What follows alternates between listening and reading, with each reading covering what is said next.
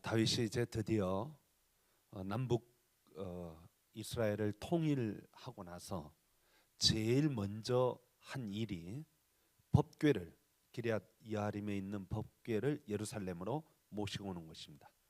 이스라엘 나라는 종교 국가입니다. 그렇기 때문에 정통성이 굉장히 중요합니다. 하나님의 법궤를 모시고 하나의 법궤가 있어야 그것이 정통성을 확립하고, 또 이스라엘 나라는 종교 국가이기 때문에 유월절, 초막절, 이런 절기 때마다 그들은 전부 다 법궤 앞에, 하나님 앞에 나아가서 예배를 드리는 것으로 축제를 합니다. 따라서 법궤가 어디 있느냐 하는 것은 매우 큰 의미가 있어요. 다윗이 예루살렘에 법궤를 두고 모든 이스라엘 백성들이 다 거기 모이거든요. 따라서 통치하는데 굉장히 유용한, 아주 유익한 일이 됩니다. 그래서 그는 통일 왕국을 이루자 제일 먼저 정통성을 확보하고 통치의 아주 편리함을 가져오고, 또 신앙 중심으로 뭉치도록 하기 위하여 법궤를 드디어 예루살렘으로 모셔오려고 했습니다. 그런데 첫 번째는 실패했어요. 실패한 이야기가 6장 1절부터 쭉 나옵니다. 우사가 이제 죽는 이야기가 나오는데, 오늘 여기 본문 말씀 한번 보면 1절 말씀 보세요. 다윗이 이스라엘에서 뽑은 무리 3만 명을 다시 모으고, 다윗이 일어나 자기와 함께 있는 모든 사람과 더불어 바알레 유다로 가서 거기서 하나님의 교회를 메우려 하니, 이런 말씀 있습니다. 사실 하나님의 법궤를 움직이는 데는 군사가 3만 명 정도는 필요한 게 아닙니다. 그렇죠? 전쟁 나가면 몰라요. 전쟁 나가면 3만 명의 군대라 그러면 어마어마한 군대입니다. 어마어마한 군대예요. 그런데 법궤 모시고 오는 데는, 법궤는 불과 가로 길이가 1.2m, 한 요만하겠죠. 1.2m고 높이는 60cm. 조그만 궤예요. 조그만 궤. 이 궤 안에는 십계명이 있고 아론의 쌍난 지팡이가 있고 만나를 담은 항아리가 있어요. 그냥 불과 한 요만한 궤예요. 조그만 궤. 물론 거기 이제 치장을 해가지고 위에는 금으로 덮고 그룹 천사들이 있고 이렇게 돼 있기는 하지만 그저 별로 크지 않은 법궤입니다. 갖고 오는데 크게 힘들지도 않고 보통 레위 사람들이 메고 갖고 올 정도로 그렇게 큰 물건은 아닙니다. 그런데 이걸 3만 명을, 군사 3만 명을 데리고 왔다는 것은 조금 넌센스한 일입니다. 왜 3만 명을 이렇게 데리고 왔을까? 다윗의 의도가 여기 살짝 엿보입니다. 무슨 의도가 엿보이냐면, 나 이제 드디어 통일 왕국의 왕이야. 우리 군사가 이렇게 많아. 그러면서 마치 북한이 열병식 하잖아요. 그 북한 공산당 창건일 때 군인들이 와가지고 촥촥 하고 열병식 하잖아요. 무기들 쫙 데리고 가고 이러면서 자기들이 얼마나 힘 있고 능력 있는지를 뽐내고 보여주잖아요. 전시용으로. 지금 다윗도 3만 명의 군대를 데리고 거기 간 것은 과시용이 있어요. 전시용이 있고, 내가 이제 통일 왕국이다. 그리고 이 법궤를 모시고 오는 것도 순수한 의도가 있어 보이지 않습니다. 뭔가가 거기 정치적인 의도가 깔려 있어요. 나 이제 통일 왕국의 정통성을 확립하고 나라를 잘 다스리기 위하여 이 법궤가 상당히 유용하다 하는 것을 마음속에 생각하고 있다는 것입니다. 여러분, 이스라엘 사람들이 법궤에 대한 생각, 법궤에 대한 생각은 다른 말로 말하면 하나님에 대한 생각을 어떻게 가지느냐에 따라서 흥망성쇠가 갈라집니다. 가장 비근한 예로 엘리 제사장의 아들 흠니와 비느하스가 블레셋과 싸울 때 지거든요. 지니까 이기려고 뭘 갖고 나가냐면 법궤를 갖고 나갑니다. 법궤를 갖고 나가면 자기들이 블레셋과 싸워서 이길 거라고 생각했어요. 그러니까 그 머릿속에 무슨 생각을 갖고 있냐면, 법궤를 이용하면, 법궤를 잘 이용하면 우리가 승리할 수 있을 거다. 그래서 법궤를 하나의 부적이나 호신용 도구 정도로 생각한 거예요. 우리가 하나님을 잘 이용해 먹으면 우리에게 큰 유익이 올 것이다. 이런 인간적인 생각을 거의 가지고 있었던 거예요. 다윗도 마찬가지예요. 다윗도 처음에는 그런 인간적인 생각을 가지고 군사 3만 명을 데리고 갔던 거예요. 가서 하나님의 법궤를 모셔오는 절차가 있어요. 성경에는 분명히 그 절차를 기록하고 있어요. 법궤는 아무나 들여다봐서는 안 돼요.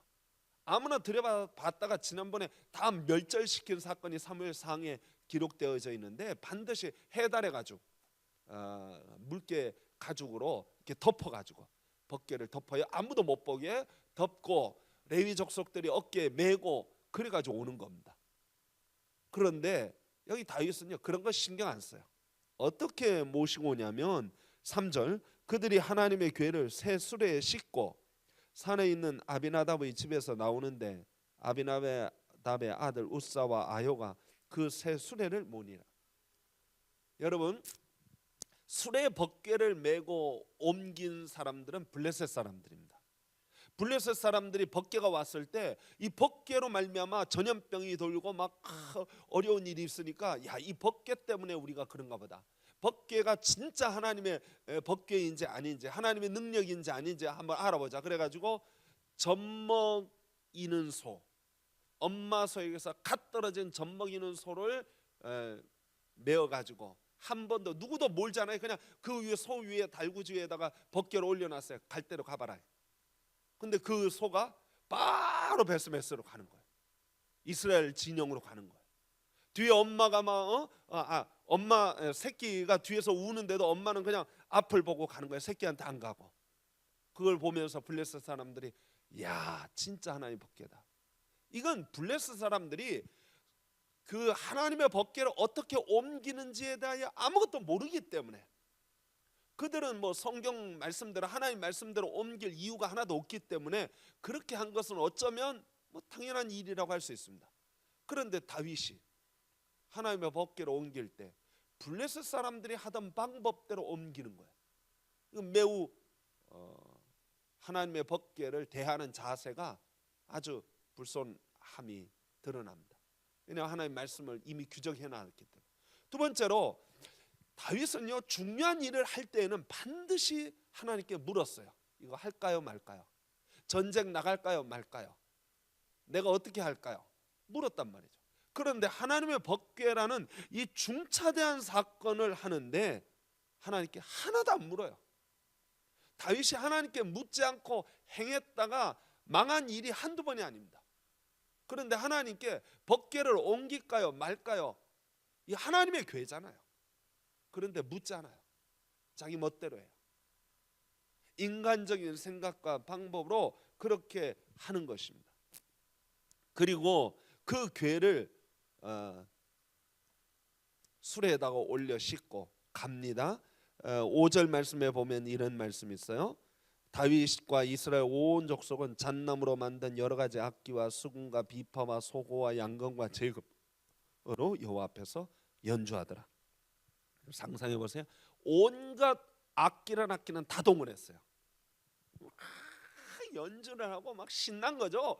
좋다 이거 이제 드디어 이스라엘 나라가 통일 왕국이고 다윗 임금이 우리 임금이고 막 군대 3만 명이 따라가고 막 난리 법석을 떠는 거예요.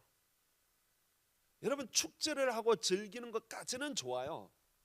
그런데 의도가 어떤 의도냐, 어떤 자세로 하느냐, 그냥 하는 거냐, 그 마음에 정말 하나님을 대하는 자세가 어떤 자세로 법궤를 옮기려고 했느냐 하는 거예요. 그때 나곤의 타작마당에 이르렀을 때 법궤를 몰고 가던 소가 갑자기 날뛰는 거예요. 법궤가 떨어지려 그러니까 우사가 딱 잡았어요. 그런데 하나님께서 거기서 우사를 쳐서 죽이십니다. 깜짝 놀라요. 모두들 이 좋은 축제의 날에 온갖 악기란 악기에 성가대 다 동원하고 막 난리를 치는데 사람이 탁 죽어나가 자빠지니까 깜짝 놀랍니다. 여기서 하나님은 야 나를 그렇게 보지 마 하는 겁니다. 날 우습게 보지 마라 이거. 오늘 여기 법궤는 사람이 아무나 이렇게 만질 수 있는 게 아닙니다. 그리고 이 우사가 잘못한 것도 있기는 하지만 우사는 사실 잘못했다고 하기는 좀 그래요. 왜냐하면 법궤가 땅바닥에 떨어지려고 그러는데 그거 막는 것은 어쩌면 당연한 일인데 그 우사를 죽인 것은 사실 우사의 잘못이 좀 있을 수 있어요. 우사는 제사장이기 때문에 법궤 어떻게 옮기는지 알고 있는 사람이에요. 다윗이 어떻게 옮기란 말 너 이렇게 소에다 수레에다 실어서 옮겨라 이렇게 하지는 않았을 거예요. 제사장들이 하는 대로 내버려 뒀겠죠. 우사는 하나님 말씀 따라서 하지 않고 자기 멋대로 수레에다 실어서 옮긴 거예요. 우사의 잘못도 있어요. 그런데 우사만의 잘못은 아닙니다. 누구의 잘못도 있냐? 다윗 임금의 잘못도 있는 거예요. 다윗의 의도가 불순한 거죠. 정치적인 목적으로 이용하는 거예요, 하나님을. 그래서 지금 오늘 여기 우사를 치십니다. 그래서 졸지에 법궤를 움직이는 일이 멈추어지고 거기 오벳에돔의 집에 법궤를 놓고 다윗은 떠나갑니다. 그리고 오늘 본문에 이야기가 나옵니다. 석 달이 지났습니다. 오벳에돔의 집에 얼마나 복이 임했는지, 오벳에돔이 그 법궤를 얼마나 정성껏 모시는지, 그 집이 복을 받았다는 소식을 듣고 다윗이 다시 법궤를 모셔오려고 합니다. 이때 다윗의 태도는 전혀 다른 태도를 가지고 있는 것을 보게 됩니다. 오늘 여기 우리가 읽었던 본문의 내용입니다. 9절 말씀, 다윗이 그날의 여호와를 두려워하여 이르되 여호와의 괴가 어찌 내게로 오리요. 우사가 죽은 다음에 다윗이 두려워합니다. 하나님에 대하여 두려워하는 마음을 가지기 시작합니다. 야, 이거 법궤로 우습게 봐서는 안 되겠구나. 야, 이거 하나님을 우습게 봐서는 안 되겠구나. 우리 하나님은 거룩하시고 존귀하신 분이시다 하는 사실을 그가 깨닫고 아주 겸손한 마음으로 이제 법궤를 메어 옵니다. 12절 말씀, 어떤 사람이 다윗 왕에게 이르되 여호와께서 하나님의 괴로 말미암아 오벳에돔의 집과 그의 모든 소유에 복을 주셨단지라. 다윗이 가서 하나님의 괴를 기쁨으로 메고, 이제는 소에다 오신 거 아니에요. 기쁨으로 메고 오벳에돔의 집에서 다윗성으로 올라갈새 여호와의 괴를 맨 사람들이 6걸음을 가매 다윗이 소와 살전 송아지로 제사를 드리고 6걸음, 처음에 6걸음 따고 옮기니까 서라, 그리고 제사를 드린 거예요. 여러분, 6걸음 걸었고 제사를 드렸다는 얘기는 안식일을 상징적으로 보여주는 거예요. 그러면서 이제 여호와의 괴가 예루살렘 성에 와서 진정 안식할 곳을 찾았습니다 하는 그런 의미로 제사를 드린 거예요. 그리고 14절에 보면 다윗이 여호와 앞에서 힘을 다하여 춤을 추는데 그때 다윗이 배 에봇을 입었더라. 이게 에봇은 제사장이 입는 옷입니다. 제사장이 입는 옷이에요. 다윗이 전에는 제사장 보고 우사하고 아요아에게 너 이거 옮겨 시켰는데 이제는 다윗이 직접 하나님의 괴를 옮기는 제사장의 역할을 감당하면서, 정말 여기 군대를 동원했다는 얘기 하나도 없어요. 제사장들을 데리고 가서 하나님의 괴를 메고 나오는 거예요. 정말 하나님 앞에서 겸손 겸비한 모습으로 나오는 것을 보게 됩니다. 그리고 온 백성이 기뻐하기 시작합니다. 이스라엘 온 백성이, 다윗 15절에 보면 다윗과 온 이스라엘 족속이 즐거이 환호하며 나팔을 불고 여호와의 괴를 모셔오니라. 여러분 보세요. 하나님이 계셔야 할 자리에 이제 계시게 되었습니다. 이스라엘이 기뻐하고 즐거워하는 것은 어쩌면 너무나 당연합니다. 이제 이스라엘 나라는 하나님의 괴를 예루살렘 성에 모시고 하나님의 괴가 있어야 할 자리에, 하나님이 계셔야 할 자리에 하나님을 바로 모시고 바로 섬기는 민족으로, 하나님을 두려워하는 민족으로, 하나님을 섬기는 민족으로 바로 서게 되었습니다. 너무나 기쁜 일이고 복된 일입니다. 여러분, 어쩌면 이것은 교회의 부흥과도 연결시킬 수 있습니다. 그동안 하나님이 계셔야 할 자리에 사람이 서서 사람의 생각으로, 사람의 판단으로, 사람의 정치적 이용 목적으로 하나님을 이용하고 사람의 경제적 유익을 위하여 하나님을 이용하고 그렇게 하나님을 어떤 면에서 하나의 도구 삼았던 사람들, 그런 사람들은 하나님이 싫어하신다. 하나님을 정말 중심에 모시고 마음에 모시고 하나님을 두려워할 줄 알고 하나님 앞에 떨 줄 아는, 그리고 하나님을 진정으로 하나님이 계시할 그 자리에 하나님을 모시는 그 사람들에게 하나님이 복 주시는 거예요. 성도 여러분, 여러분의 심령 속에 하나님을 마음속에 중심에 제대로 모실 수 있기를 축원합니다. 그게 복 받는 길이에요. 그게 하나님을 이용해 먹으려고 하면 그것은 화가 되는 길입니다. 교회도 하나님 중심으로 하나님을 가운데 모시고 여호와 하나님 앞에 목사건 장로건 집사건 권사건 교인이건 누구나 다 똑같아요. 하나님 앞에서는 다 무릎 꿇어야 돼요. 하나님 앞에서는 복종해야 된단 말이죠. 하나님을 두려워할 줄 알아야 된다는 거죠. 그 하나님 앞에 다윗이 제사장의 옷을 입고 그 앞에 엎드리는 것처럼 우리도 그렇게 하나님 앞에 엎드릴 때 하나님이 서야 할 그 자리에 하나님이 똑바로 서면 그것은 그때부터 거기에 하나님의 복이 임하는 역사가 있는 것입니다. 저는 우리 서북교회가 2016년도 들어서 우리 온 성도들이 하나님 앞에서 바로 서기로, 부족한 저부터 하나님 앞에 바로 서기로 결심하고 작정하고 기도하고 있어요. 여러분들 좀 피곤하실지 몰라요. 요즘 새벽 기도가요 50명이 넘고 60명을 육박해 가고 있어요. 얼마나 신이 나는지. 제가 지금 입술이 부르터 가지고 매일같이 비타민 C를 먹고 그래도요 이게 낫지를 않아. 그런데도 기분이 좋아. 야, 이게 내가 가야 할 길이구나. 이게 내가 해야 할 일이구나. 이걸 깨달은 거예요. 그래서 누가 뭐라 그러든 누가 어떻게 말을 하든 나는 그냥 이 길로 가리라. 사도들이 그런 말 했죠. 나는 말씀 증거하는 일과 기도하는 일에 전무하리라. 아, 그래, 목사가 할 일이 이거지. 이렇게 깨닫고 나니까 이게 육체적으로는 좀 힘들고 고달파도 정신적으로 영적으로 마음으로는 너무 좋아요. 너무 좋아. 오늘 여기 이스라엘 백성들이 하나님의 법궤를 예루살렘에 모시고 나니까 너무 좋은 거예요. 세상에 이렇게 좋은 일이 없어. 그래서 온 이스라엘 백성들이 함께 즐거워하고 환호를 터뜨리고 나팔을 불고 막 다윗은 막 춤을 춥니다. 기뻐합니다.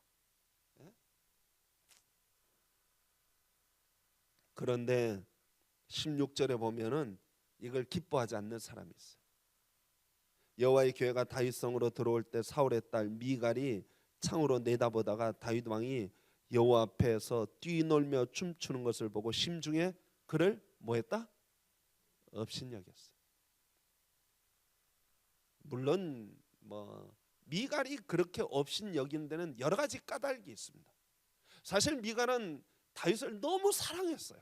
원래 정말 사랑했어요. 그래서 아버지 사울왕이 다윗을 죽이려고 그럴 때 몰래 다윗을 빼돌리고 침대 위에 다윗 잠자는 것처럼 가짜로 꾸며놓고 지금 다윗이 잠자고 있다, 병들어 있다 이러면서 거짓말로 다윗을 살려준 미갈입니다. 미갈이 첫사랑이에요.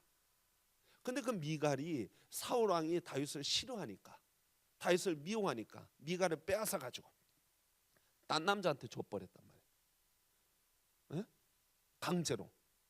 그 미갈이 원치도 않게 딴 남자하고 결혼해가지고 잘 다시 이제 재혼도 아니죠, 이혼도 안 했는데 이제 딴 남자한테 준 거예요. 그리고 거기 가서 살다가 잘 살았어요. 애도 낳고 아들 셋 낳았어요. 잘 살았는데 다윗이 왕 되니까 나 그 미갈 데려와. 그래서 미갈이 이제는 옛날에는 다윗을 사랑했었는데 이제 새 남자하고 살다 보니까 이 남자도 좋아. 그래서 이 남자한테 마음이 혹 빠졌어. 정말 사랑해. 근데 다윗이 다시 끌고 오니까 너무 슬픈 거야. 이 남편이 울면서 쫓아오는 거야. 내 부인 좀 뺏어가지 말라고, 달라고 막 울면서 오는 거야. 그때 북이스라엘 아브넬 장군이 죽으려고 그러고는 위협한 다음에 그 미갈을 빼앗아 다윗에게 준 거야. 그런데 이미 미갈의 마음은 식었어. 다윗에 대한 마음이 없는 거야. 사랑하지 않는 거야. 더군다나 자기 집안 사울 왕 아버지, 요나단 오빠 요나단 뭐 자기 집안의 식구들은 싹 다 죽었어요. 싹 다 죽었어요. 그런데 다윗의 집안은 날로 흥왕해. 마음으로, 미간의 마음으로 다윗이 감정적으로 싫은 거야. 그냥 감정적으로 싫은 거야. 저 인간이 싫어. 뭔 짓을 해도 싫어. 그러니까 여호와의 법궤를 모시고 와서 예루살렘 성에 모시고 와서 온 백성들이 기뻐하고 즐거워하는데 그게 싫은 거야. 하나님을 모셔온 게 싫은 게 아니라 다윗이 싫은 거야. 다윗이. 그래서 다윗을 업신여긴 거야. 여러분, 여기서 우리가 중요한 원리를 발견할 수 있어요. 교회에서도 막 목사가 열심히 일을 하고 막 기도하고 뭐 교인들이 뜨겁고 이러면 다 좋아하잖아요. 다 좋아할 것 같죠? 그렇지 않아요. 목사 싫어하는 사람은 안 좋아해. 그게 싫은 거야. 그냥 싫은 거야. 그냥. 아니, 하나님 부흥하는 거, 교인들이 뭉쳐서 기도하는 거, 이건 다 좋아. 그거 나쁠 거 하나도 없어요. 거기에 대해서 말을 할 수가 없어. 근데 뭐가 싫으냐? 목사 그놈이 싫은 거야. 그러니까 뭐가 싫냐? 다 싫어버리는 거야. 그냥 목사가 싫으니까 하는 짓이 다 싫은 거야. 아무리 좋은 짓을 해도 다 싫은 거야. 그냥 꼴보기 싫어. 무조건 싫은 거야. 제가 얘기했잖아요. 삭개오가 예수님, 야 내가 오늘 너희 집에 유하여야겠다, 내려와라. 그러니까 삭개오가 너무 좋아. 근데 그걸 보고 싫은 사람이 있어요. 하나님의 부흥의 역사를 보고 좋아하는 사람이 있고 싫어하는 사람이 있어요. 근데요, 여기서 다윗도 잘못했죠. 목사도 잘못했으니까 싫어하는 사람이 있겠죠. 틀림없이 그럴 거예요. 그렇죠? 목사가 잘했는데 목사를 싫어하면 그건 좀 고시기 하지만 목사가 원래 처음에 잘 못했어. 그러니까 싫었던 거야. 그게 꼴보기 싫었던 거야. 그런데 요즘 목사가 아주 정신 차리고 열심히 기도한단 말이야. 근데 전에 싫었던 감정이 아직 남아있어. 그러니까 싫은 거야. 목사가 빨리 회개해야 돼. 빨리 뉘우치고 회개해야 돼. 그래서 딱 이게 다윗이 진짜 좋으려면 미갈 붙잡고 내가 진짜 잘못했다, 미안하다, 내가 정말 그래야 돼요. 사실 그래야 돼요. 그래야 이게 원만하게 풀어지잖아요. 이 교회도 그런 거예요. 그동안 뭐 시원찮게 했으니까 미웠던 것이 많아요. 그러니까 무릎 꿇고 회개해야 돼요. 요즘 회개 많이 하고 있다니까 제가. 용서 좀 해주세요.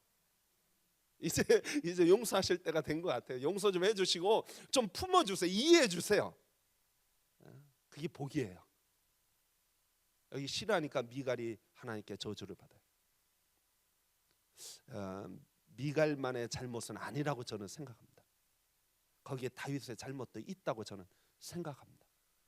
다윗도 가서 미갈 품어주고 야야야 다독거려주고 이랬으면 아마 그 집안이 복이 넘쳤을 거예요.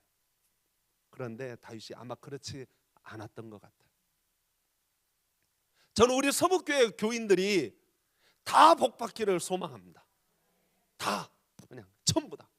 절 미워했던 사람들, 절 싫어했던 사람들도 이번 기회에 제가 그냥 가가지고 다 무릎 꿇고 잘못했습니다, 용서해 주세요.